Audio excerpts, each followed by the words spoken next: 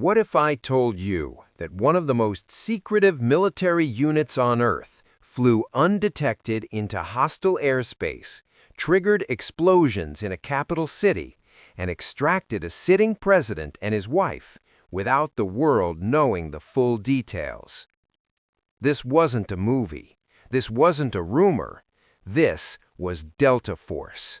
When U.S. President Donald Trump allegedly considered a bold plan to strike Venezuela, bomb key military sites, and capture Nicolás Maduro, there was only one unit capable of pulling it off.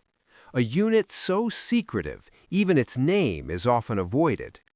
Known simply as the Unit, Task Force Green, or D-Boys, Delta Force represents the sharpest edge of American military power.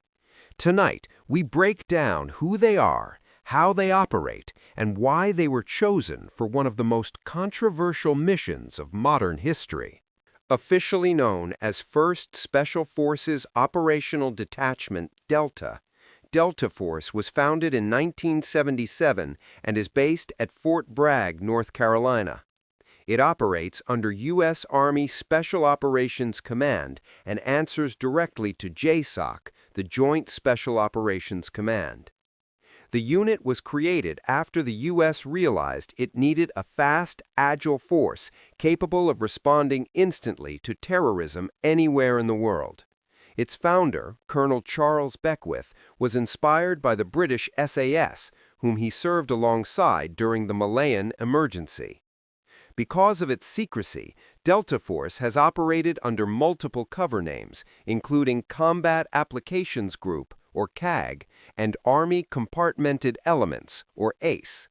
Delta Force doesn't accept volunteers off the street. Most recruits come from the Green Berets or the 75th Ranger Regiment, already elite soldiers. Selection is brutal. Candidates endure multi-week tests that include long-distance night marches carrying heavy rucksacks across unforgiving terrain. One test alone includes an 18-mile night march with a 35-pound load. Another can stretch to 40 miles through steep terrain. Only a tiny fraction survive the process. Those who do enter a 6-month operators training course where they are transformed into soldiers known by a single motto: Sine pari, without equal. Delta Force is divided into multiple squadrons, each containing assault troops and reconnaissance, sniper teams, supported by aviation and clandestine elements. Their missions rely on deep intelligence, covert surveillance, precision raids, overwhelming speed. A typical operation sends one team directly into the target, while others form inner and outer security cordons, backed by snipers and air support.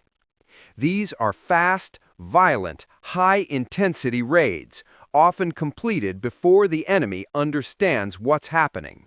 The Maduro Operation. According to U.S. media reports, Delta Force conducted a major operation inside Venezuela.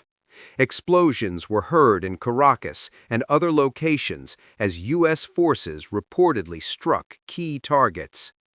Using MH-60 Blackhawks, supported by MH-47 Chinooks, Delta Force allegedly penetrated Venezuelan airspace, captured Nicolás Maduro and his wife, Celia Flores, and flew them out of the country.